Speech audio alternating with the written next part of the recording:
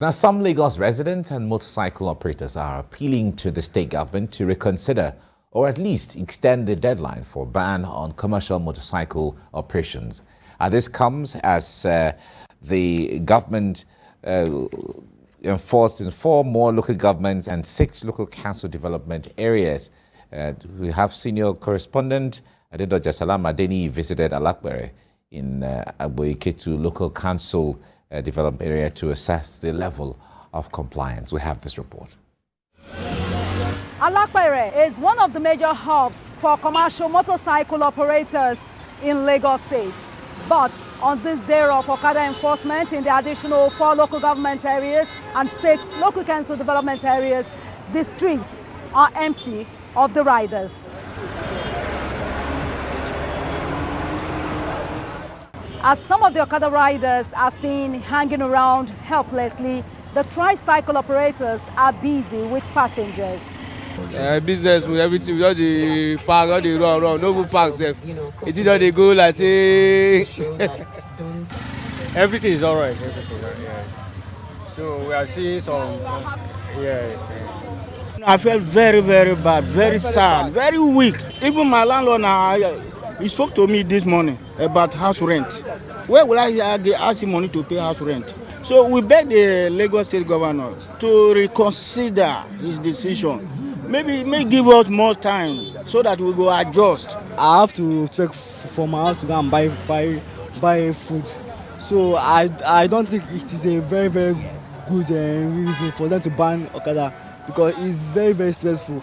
This latest ban is coming exactly 3 months after Governor Babajide Sanwo-Olu ordered a total restriction on Okada in 6 local government areas comprising Etiosa, Surulere, Ikeja, Lagos Island, Lagos Mainland and Apapa in June this year. This brings to a total of 25 councils of the 57 local councils in which Okada activities have been banned. The lingering security challenges bedeviling the country at large is a major reason why Okada is banned in Lagos. Adedoja Salama Adeni, TVC News, Lagos. All right, joining us via Zoom is Lagos State Commissioner for Transportation, Dr. Frederick Oladeyinde. It's nice to have you join us, Honorable Commissioner. Morning. Thank you. Great. Now, a lot of persons have been asking questions. This is not the first time that Lagos is coming up, mulling the idea of banning Okada in Nigeria, or sorry, in Lagos State. What makes this different at this time? Okay, just allow me to make a few statements and then I'll try and answer your question. So first of all, Lagos State is about 3,577 kilometers square. That makes it about 0.4% of the whole of Nigeria. It houses over 10% of the Nigerian population. And a lot of people are still coming into Lagos. By 2100, Lagos State will be about 100 million people. And why are people coming to Lagos? People are coming to Lagos because the laws are a bit relaxed, and people will continue to come in and put stress on our infrastructure. Also remember that Okada is not part of our master plan. And why is that? Okada strive in areas where you have rural people coming to the urban area. The whole of Lagos State is urban. And that's why Okada cannot survive in Lagos State. So it's important that I put that down. Now, secondly, okay, we are where we are. We have over 50,000 Okadas in Lagos. The security report we're getting is very alarming, and it's important that we protect lives and properties in Lagos State. Now, if we do not put this ban in place, people will continue to come in. They banned Okada in Zamfara. You can be rest assured that those people are coming to Lagos. They banned them in other areas. They are all coming to Lagos. There must be a push factor that restrain people from coming to Lagos. Lagos is not a dumping ground for Okadas. Lagos is not a dumping ground or a place where we can feed the whole of West Africa. We have people from Chad, we have people from Sudan, we have people from Niger, etc., coming to Lagos to ride Okada. So we must protect our people. Also remember that we had a stakeholder on the 18th of August 2022, and the whole of Lagos were adamant that we ban Okada because their lives, are no longer secure. So we have spoken to the people, we have listened to the people, and this is what the people want. As long as people continue to come into Lagos, the transport infrastructure will never be enough. There will be gaps, and we will continue to say that, okay, government should provide this before we ban Okada. There will never be a good time to actually ban Okada, and so the time is now. The security report is alarming, and we have to act now to protect our people and to protect Lagos State. All right, as much as you want to protect the people of Lagos State, there's also the aspect of the state of roads in certain areas that are not motorable. And that has also come to question, how do we bridge the gap? How do we ensure that these persons are not cut off from the plans Lagos State has? So that's a good question. So I said that Lagos State is swamped with a lot of people, a lot of cars coming in, and that's why our infrastructure is overstretched. So when you look at what is going on in Lagos, we have over 100 projects going on. PwC are fixing roads, but as we fix roads, there are more people, there are more cars, and so where do you stop? So Lagos has to put a brake somewhere so that the infrastructure that we build will be adequate for the people that we need to be in Lagos. So we're fixing the roads, but it seems like we're not fixing those roads because there's so many people. You go to our borders, the lorries are full of people coming into Lagos. Lagos seems to be the safe haven for a lot of people. So we must put a stop there and continue to develop our infrastructure. We're developing our rail, we're developing our water infrastructure. We're putting more buses on the road. We're developing an integrated multimodal transport system. We're integrating them in such a way that it becomes seamless and it becomes attractive for people to use. But when you have more people coming in all the time, it will never be enough. And so we will continue to talk about the bad roads. We'll continue to talk about the bad infrastructure because we're overwhelmed and we have to put a brake. So there must be a push factor just to make sure that Lagos sends a message that it is not a dumping ground for people who are unemployed across West Africa. Well, you raised a crucial point. One thing I can assure you is that we are fixing those roads. PwC are there day and night. We are adding more infrastructures to Lagos State just to make sure that Lagos State continues to be a smart city, a city that's livable, and then a city that attracts investors to come and then create more jobs.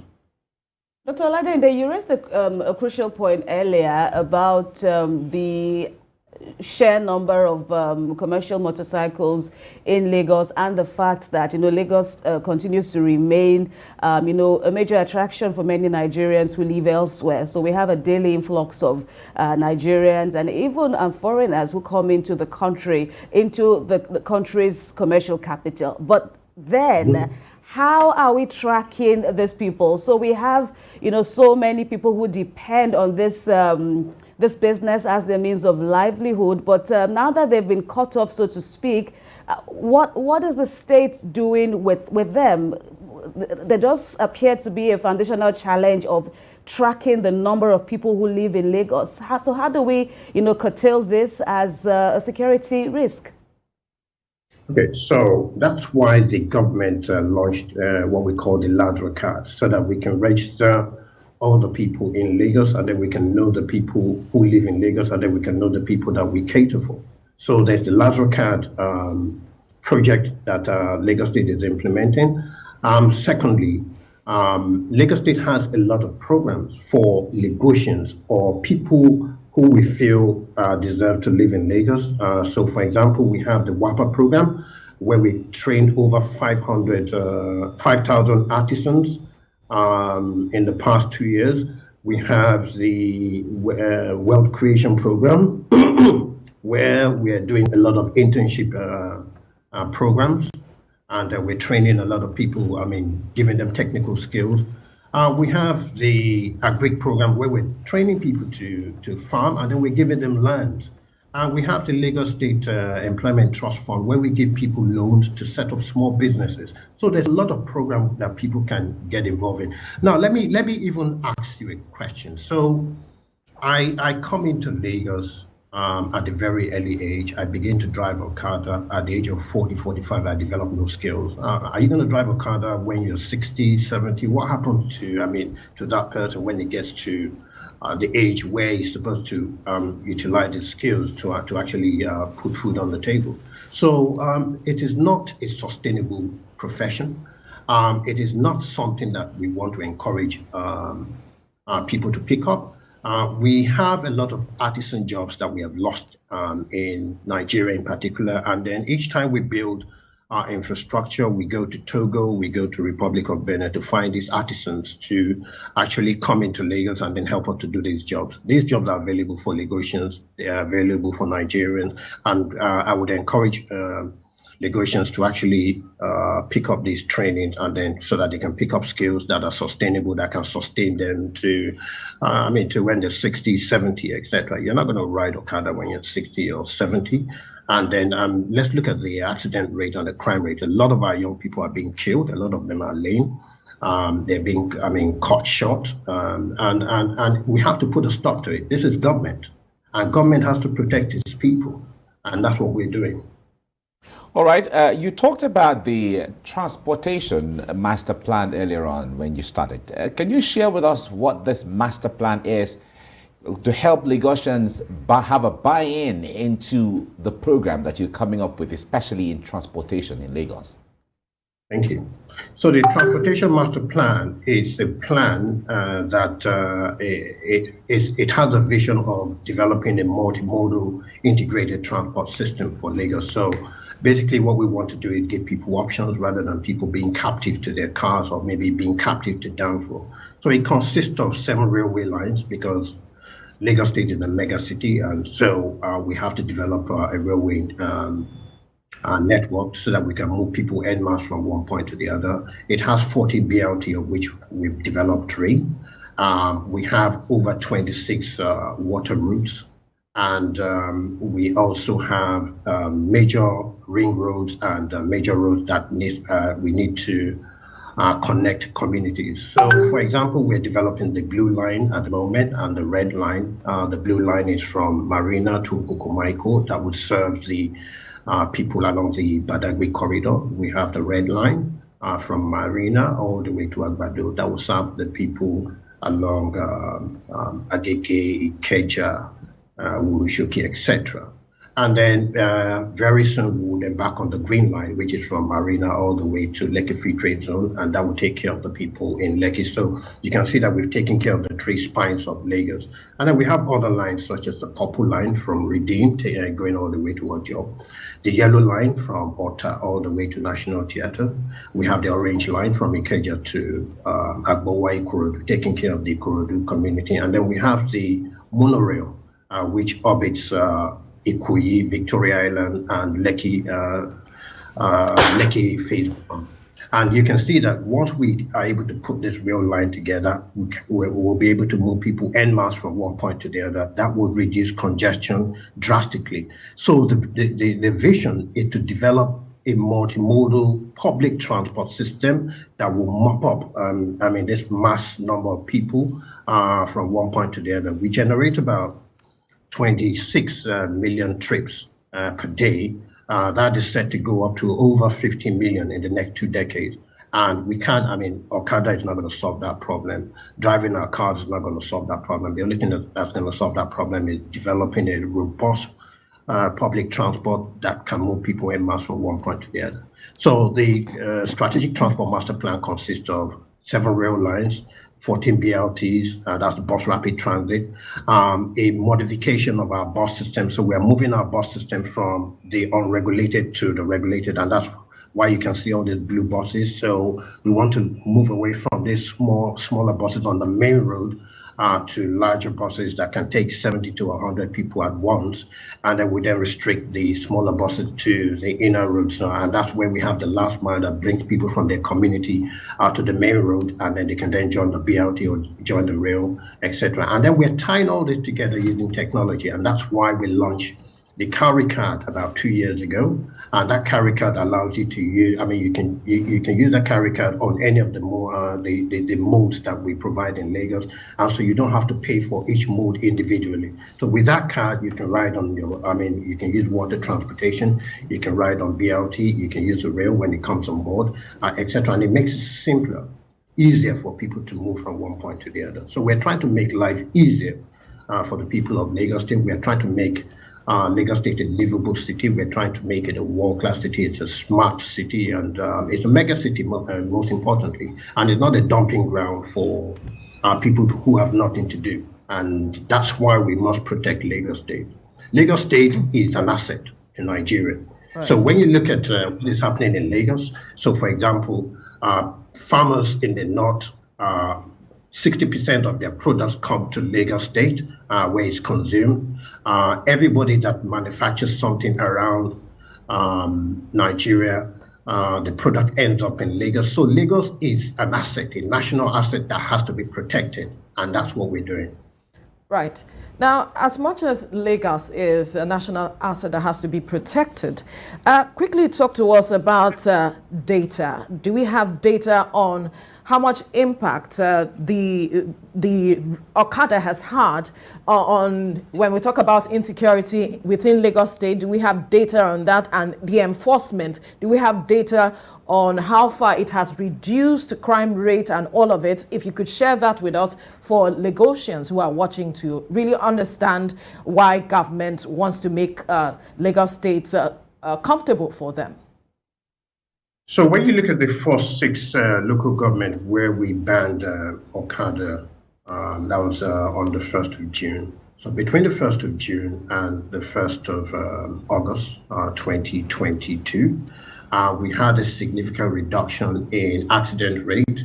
The accident rate actually went down by 64%, and then crime rate actually went down by 86%. So these are data that we got from the police force, from the Commissioner for Police, and then from our hospitals, as well as LASMA and FRSD, all the people that are involved in the enforcement program. So we've accumulated this data, and there was a significant drop. Petty crime rate, that is in congestion, dropped drastically. And so the government, we set up a stakeholder meeting. We talked about the impact.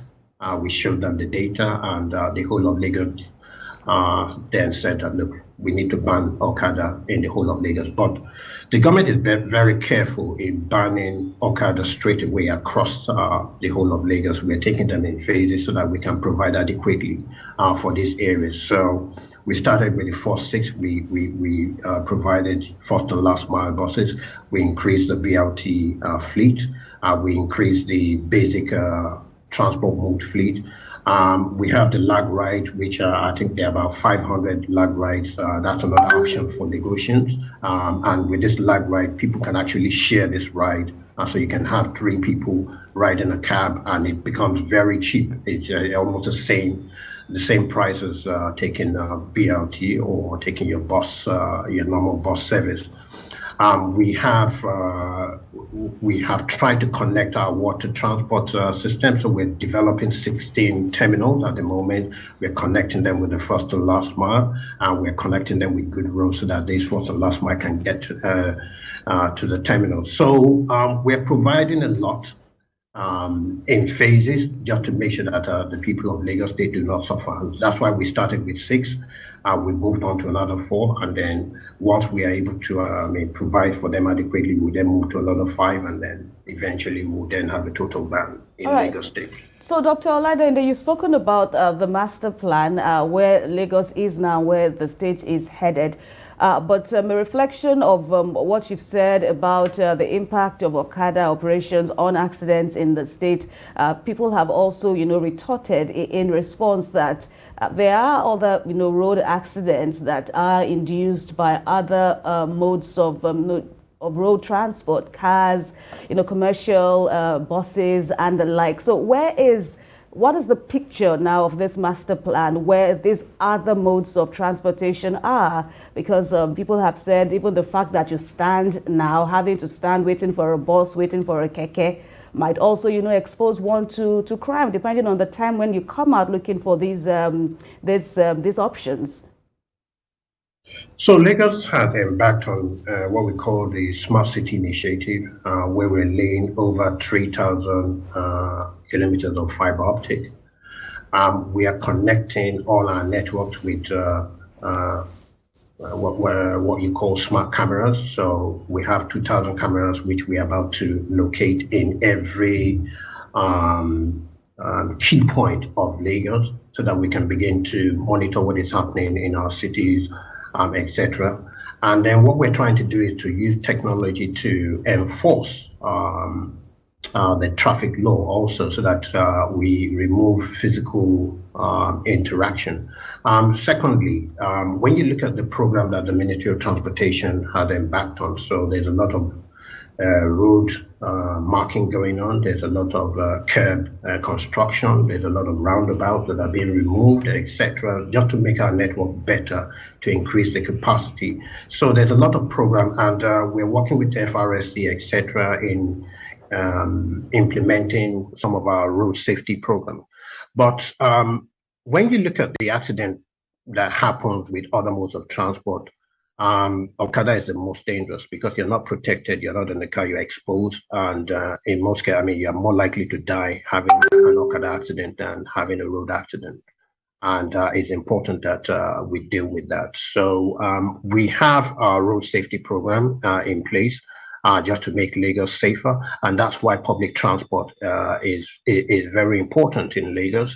Also, there's the non-motorized transport master plan, which Lagos State has implemented, where we're beginning to develop road, like pedestrian walkways, cycling, and with Okada, etc., on the road. You can't really develop this infrastructure, because they will just simply swallow the whole thing, and nobody feels safe to walk on our roads anymore. I remember when I was a young boy, I used to, when I was in primary school, I used to walk from Lawansin all the way to Surulere. Nobody does that anymore. Obesity is on the rise. You go to our hospitals, the respiratory illness is on the rise, etc. And Lagos it has to put a stop to it. And that's why Okada, two-stroke engine, etc., has to be banned. We're moving from petrol to CNG. So Lamata at the moment is piloting CNG buses, and then eventually we'll start looking at electric buses. So there's a lot of things that are happening in Lagos, just to make sure that we make Lagos State livable, and we make it a smart city and as safe as possible. So there are about 1,000 cameras we're beginning to put in place, and so that we can protect the people of Lagos State. All right. Let's talk about, just in about a minute, let's talk about the issue of tricycles, the one they call Keke Marwa. One would say that is not too different from the Okada business as well. What is the plan for that? Is there going to be a ban sometime soon also on the Keke Marwa? So the Keke Marwa has a function, so they can actually go into the inner community and then bring people out. We're streamlining them. We have started a program where we would go to all these garages and then make sure that these guys behave and they're streamlined, so they can, they can complement the first and last mile, etc. But if we feel that one thing is certain, we would regulate them, and then we only need a certain number of them. But once they get to that cutoff point, obviously we'll be stopping more Keke and Marwa from joining the fleet. But they have a function right now, that they have a role to play. They take people into the inner communities, and then they can bring them out, so that they can complement the first and last mile, they can complement the BLT, they can complement the transport infrastructure that we're putting in place. Right. Now, let's look at enforcement. There are those who believe that as laudable as the plan for Lagos State is, enforcement of traffic laws is also very important. And so are saying that some of these persons who are meant to enforce the laws are complicit in the situation that we have found ourselves that had led to the ban of the Okada. What do you say to that? So I think you're right. So I think the police are doing a yeoman's job. The police are enforcing the Okada ban as well as doing other stuff, preventing crimes. And so the strategy that Lagos State has deployed is to set up what we call the anti-Okada squad. And these people complement the police, they complement the task force and other enforcement agencies on our road. And what they do is they dig up intelligence. Where these Okadas being manufactured? How can we prevent the Okadas from going to petrol stations so that they fuel them up? Things like that. So the anti-Okada squad has been very successful in the 6 local governments and 9 LCDs that we first implemented the ban, and we're extending that to the other 4 local government and 6 LCDs also. So we'll continue to employ more anti-Okada personnel, and that's also a form of employment for our people in Lagos State. Tell us what day 1 of this fresh ban was like. Of course, residents have been told that not only will the riders, be, found to be prosecuted if they are found to flout the law, so also will the passenger also be prosecuted. So what was day 1 like on Thursday? So the first day, the compliance was very high. It's usually, when you have a ban of such, magnitude, the first day, second day is always good. And then when they see that there's no security, etc., then people begin to come up. So yesterday was actually very good. Today also we're on the watch out. We have our task force, we have the police. We're training most of the anti-Okada squad that would now fill those areas are about to graduate from their training school, because we do train these people. We don't just employ people and then just put them on the road. They have to behave and conduct themselves in a proper manner. So we're watching. It's very good at the moment, and we'll continue to watch that. All right. The master plan you mentioned earlier carries a lot of weight on the issue of rail transport. Share with us, how soon will this the blue and the red line, when they are going to come upstream for people to start benefiting or using them, as the case may be? So you'll have noticed that every quarter or monthly sometimes, the governor goes and inspects the blue line and the red line just to make sure that we're on schedule. So we plan to finish the infrastructure of the blue line by the end of this year, and then we'll start passenger operation by the first quarter of 2023. Likewise, the red line. So we're on target to ensure that negotiations will see passenger operations in the first quarter of 2023, and that still stands. Right. Now, let's look at the aspect of the ban. Talking about insecurity, there are those who think that perhaps the government could have fished out those who were carrying out criminal activities instead of having a total ban on the Okada. Look, whichever way you look at it, we cannot continue to have the influx of people of that magnitude. The police will be overwhelmed. First of all, put that push factor there, and then let's deal with what is left in Lagos State. So I think we've done what is appropriate.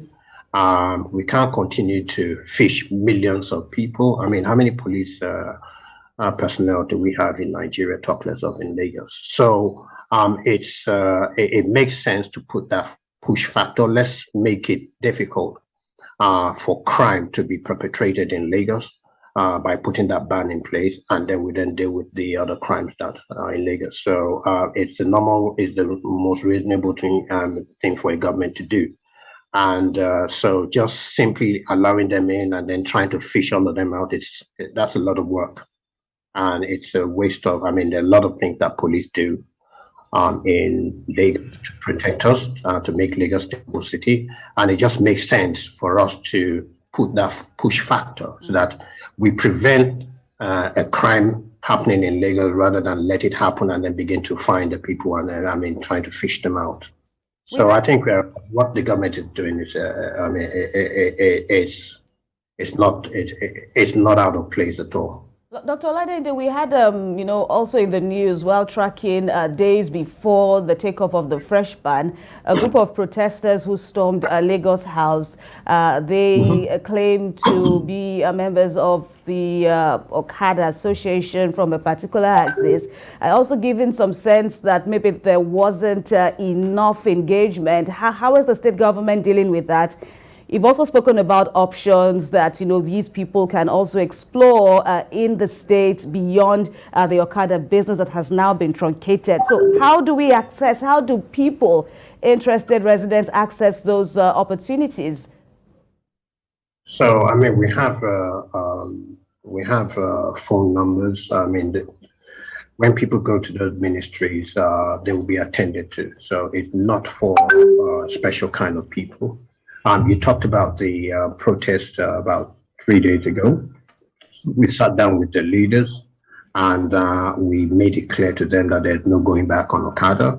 And so we asked them to submit the list of their members, let them know those who are riding Okada legitimately, and then let's begin to provide for them. And we are, we are asking other Lagosians who are affected by this to call in, to go to the Ministry of, to go to WAPA, to go to Wealth Creation, or any of these MDAs that we have listed, submit their name, and then we'll see how we can slot them into a program. So it's a program that is open to all Lagosians, people that live in Lagos, and so let's just let them just go to the appropriate ministries, and then they'll be dealt with. All right. There was a time Lagos State government moved to start work on the 4th mainland bridge, and a lot of Lagosians were quite excited at getting that information that time. What is the update about that now? Has Lagos State jettisoned the idea of a 4th mainland bridge? Ever. The 4th mainland bridge is as strong as ever.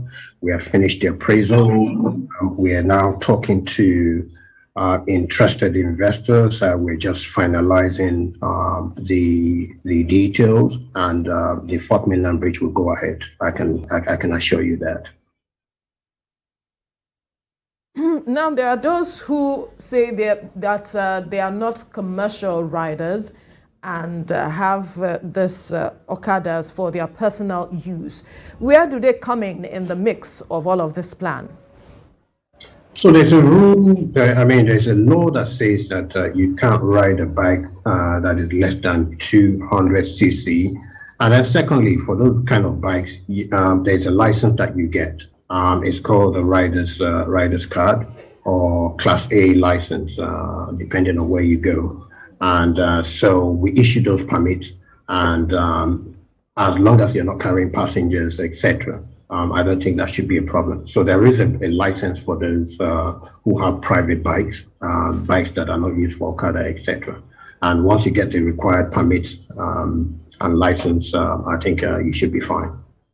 All right, but for specifics, I think you just touched it lightly earlier. I asked a question about the future of commercial buses. There does remain some concerns about security. You alluded to the creation of cameras here and there across the state, but eventually moving forward, what's the plan for commercial buses?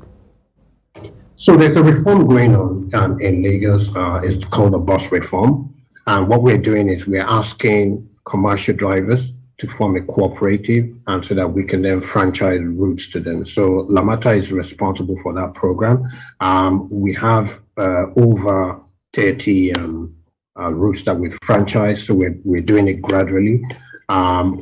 Eventually, we'll begin to reform the yellow buses, and then we'll then bring in more blue buses, but they'll be in the form of a cooperative, and then they'll be able to be regulated by Lamata, and then so that we can get more information, more data, and then the people that ride our commercial buses can be safer. They'll be safer because most of these buses are coming with cameras, Most of these buses are, with the carry card and the validators. We are collecting more data on the kind of trips that people make, and with the information that we're receiving, so we know where people are coming from, where they're going to, and then we can then provide the adequate infrastructure to cater for the volume of traffic in any particular direction. So, and that's the importance of moving from the unregulated to the regulated. So we're regulating and we're reforming the bus system in such a way that it's, you have information on every bus. You know when the buses are coming. You know the operator who is operating this particular bus. And so, for example, if you leave your bag in a particular bus, we can track it down because we'll be able to track the bus. And that's where the Smart City Initiative comes in, the cameras, etc., and then the intelligent transport system that we're deploying, just to make sure that our bus system is much more effective and efficient. So in trying to move from the unregulated to a regulated system, we're making Lagos State much more safer, we're making it smarter, and we're making it very difficult for people to commit a crime. And that's where I feel that Lagos State should, be headed. Right. Now, with this ban in some local governments and some local LCDAs, there is going to be a move of the Okada riders to areas where the ban hasn't kicked off yet. And they will choke the place for a meantime, create some level of congestion. But talk to us basically, what is the time frame for a total ban across Lagos in such a way that it is comprehensive and it could be exclusive? Well, this information is dynamic. It could be end of the year, or it could be end of next year. We will monitor what is happening with what we're doing right now, and then we'll make a decision based on the information that comes in. So it's not absolute yet, but it will definitely happen. Right. Let's perhaps look at the aspect of punishment for those who are found culpable to have flouted this ban, so to speak. We have a 3-year jail term for both the rider and the passenger. Why so? Well, so when you look at what Okada, what they do to people, so a lot of Okada take one way, they break the traffic law, so they break our traffic lights, like they jump traffic lights, and so they make it difficult for other people to drive, and they make it easy for you, who have no intention of killing anybody, to just have an accident with Okadas, and then once you have an accident with one of them, all of them will then come on you, and then, God help you if you can leave that place alive. So we must make that punishment, very punitive, so that we prevent such accidents from occurring. We must protect the people who are driving, who are going on there, going by innocently, and then all of a sudden, because an Okada person does not obey the law, rams into them, and then they now become the victim. So there must be punitive measures to protect our people.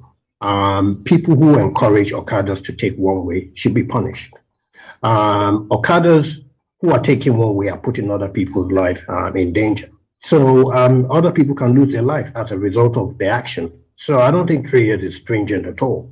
I think it's even lenient if you leave it to me. But we must protect our people. We must make Lagos a safe place to live, and we must make Lagos State enjoyable. Right now, it's a bit of a nightmare, especially where you have Okada, because you're scared to hit them. You don't know what's who's coming at you. You don't know what they're carrying, and then once you hit them, the whole mob comes, and then you become a victim. So I think it's the right thing. The law is not too stringent. It's there to deter people and to deter passengers from encouraging riders to even take one way. That's even more important. You find situations where the passenger themselves are the ones that instigate the rider to take one way. Why would you want to do that? And so we must bring law and order back into Lagos. and that's important. So I wouldn't worry too much about the 3-year jail sentence. It's there to deter you. If you don't want to go to jail for 3 years, then don't do it.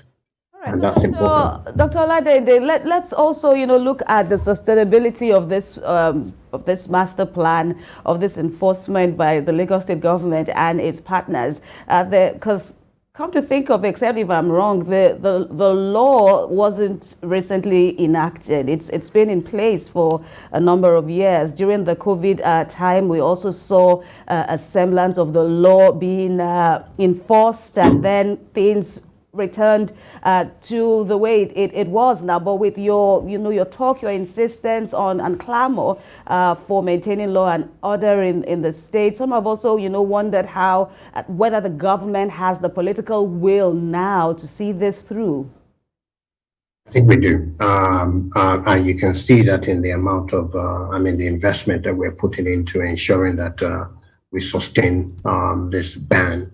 So I said to you initially that we have inaugurated what we call the anti-Okada squad. It's not, it's a very expensive project. And the most important thing is that the crime rate, the accident rate is costing Lagos State more than ever. And it has to stop. When you go to our hospitals are full of people with broken limbs or, Okada-related illness. And so people with genuine illness are finding it hard to even go into our hospitals because the whole place is filled up. And so if you can prevent something, why don't you do that? It's cheaper to actually prevent than to start dealing with the situation when it comes. And that's what Lagos State is doing. And that's why the ban on Okada now it's actually a political will. There's an election around the corner. People are saying, does the government have the political will? Yes, it does. So the election doesn't matter. It's the lives of people, the lives and property that matters to government, because that's the responsibility of the government, to make sure that people are safe, to make sure that their properties are safe, and to make sure that people can sleep with both their eyes closed. And that's what government does. And that's what we're simply doing. So we're we will see this through. There's no letting off. And we will continue to ensure that the people of Lagos State enjoy the democracy, the power that they've given us to actually govern them through this administration. All right. We have to leave you here now. Dr. Frederick Oladeyinde, the Lagos State Commissioner for Transportation. Thank you so much for talking to us right now. We hope that as time goes on, of course, we'll have a forum like this to share with Lagosians what you're doing and all the feedbacks as well.